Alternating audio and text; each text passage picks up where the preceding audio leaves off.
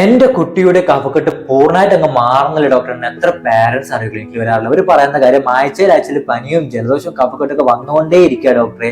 അസുഖങ്ങളില്ലാത്ത ഒരു ദിവസം പോലും എന്റെ കുട്ടിക്കില്ല എന്നാണ് പല പാരന്റ്സും പറയാറുള്ളത്. നിങ്ങളുടെ കുട്ടിക്ക് ഇടയ്ക്കിടയ്ക്ക് അസുഖങ്ങൾ വരുന്നതിന്റെ മെയിനായിട്ട് രണ്ട് കാരണങ്ങളാണുള്ളത്. ഒന്നാമത്തെ കാരണം അലർജിക് റൈനൈറ്റിസ് എന്ന അസുഖമാണ്. കുട്ടിക്ക് അലർജീന്റെ ബുദ്ധിമുട്ടുണ്ടെങ്കിൽ കുട്ടിയുടെ രോഗപ്രതിരോധം വളരെ വീക്ക് ആയിരിക്കും. അതുമൂലം അവർക്ക് ഇടയ്ക്കിടയ്ക്ക് എന്ത് ചെയ്യും, അസുഖങ്ങൾ വന്നുകൊണ്ടേയിരിക്കും. അപ്പൊ ഈ അലർജീനെ പൂർണ്ണമായിട്ട് മാറ്റുകയാണെങ്കിൽ അവരെ രോഗപ്രതിരോധം കുറച്ചുകൂടി സ്ട്രോങ് ആവും. അപ്പൊ അസുഖങ്ങൾ കുറഞ്ഞു വരുന്നതായിട്ട് കാണുന്നുണ്ട്. രണ്ടാമത്തെ കാറ്റഗറി എന്ന് വെച്ചിട്ടുണ്ടെങ്കിൽ മീസെൻട്രിക് ലിംഫൈറ്റിസ് എന്ന അസുഖമാണ്. കുട്ടികളിൽ എന്തെങ്കിലും ഭക്ഷണം കഴിച്ചാൽ വയറുവേദന വരിക, ഓക്കാനം വരിക, ഛർദ്ദി വരിക, ഇടയ്ക്കിടയ്ക്ക് പനി വരിക, ജലദോഷം വരിക, അതുപോലെ ഭക്ഷണം ഒന്നും കഴിക്കാൻ വിശപ്പ് തീരെ കുറവായിരിക്കും. കുട്ടികൾക്ക് മെലിഞ്ഞു പോകുന്ന ഒരു അവസ്ഥയും കൂടി ഉണ്ടെങ്കിൽ അത് മീസെൻട്രിക് ലിംഫൈറ്റിസ് എന്ന അസുഖമാണ്.